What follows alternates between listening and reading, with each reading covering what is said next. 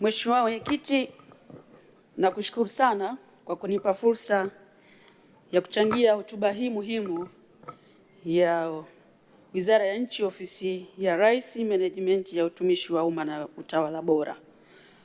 Mheshimiwa Mwenyekiti, kabla sijakwenda kwenye mchango wangu, nitumie fursa hii kwanza kumpongeza sana Mheshimiwa Rais Dr. Samia Suluhu Hassan kwa kazi kubwa anayoifanya ya kuwaletea maendeleo wananchi wa Tanzania.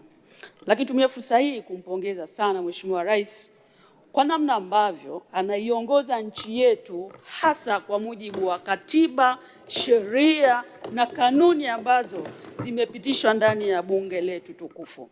Mheshimiwa Mwenyekiti, Mheshimiwa Rais Dr. Samia Suluhu Hassan, kama mtakumbuka, wakati anachukua kijiti cha kuwa rais wa Jamhuri ya Muungano wa Tanzania, alikuta nchi hii mikutano ya hadhara yote imefungwa. Alikuta siasa hazifanyiki, lakini kwa lile lengo lake la utawala bora na kutaka kuongoza kwa mujibu wa sheria na katiba yetu, alifungulia mikutano ya hadhara na vyama vya siasa vyote vianza kufanya siasa. Mheshimiwa Mwenyekiti, dhana ya utawala bora ni pamoja na ulinzi wa rasilimali. Mheshimiwa Rais Dr. Samia Suluhu Hassan tumeona amefanya hilo kwa mfano.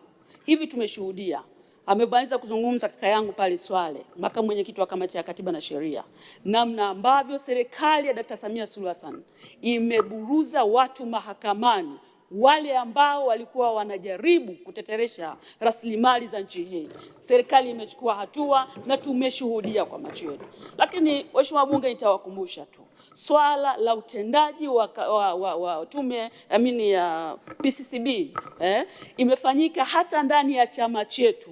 Tumetoka kwenye uchaguzi, tumeona namna gani PCCB wamefanya kazi yao kubwa katika uchaguzi, lakini hata baada ya uchaguzi tumeshuhudia mpaka sasa pale Chato wapo wabunge wenzetu wanatoa ushirikiano pale, TAKUKURU wamewafikisha pale. Ule ni utawala bora. Ni utawala bora upi tunaohitaji? Kwa mfano Mheshimiwa Rais tunampongeza kwa kazi kubwa ambayo anafanya katika kuongoza nchi yetu kwa mujibu wa utawala wa sheria. Hili tumeliona sio tu ndani ya serikali na hata ndani ya chama chetu.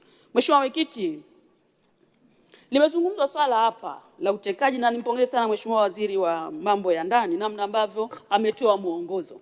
Lakini Mheshimiwa Mwenyekiti, ifikie pahala serikali yetu ishughulike na wale ambao wanajiteka. Wapo watu ambao wanajipoteza, hawaonekani.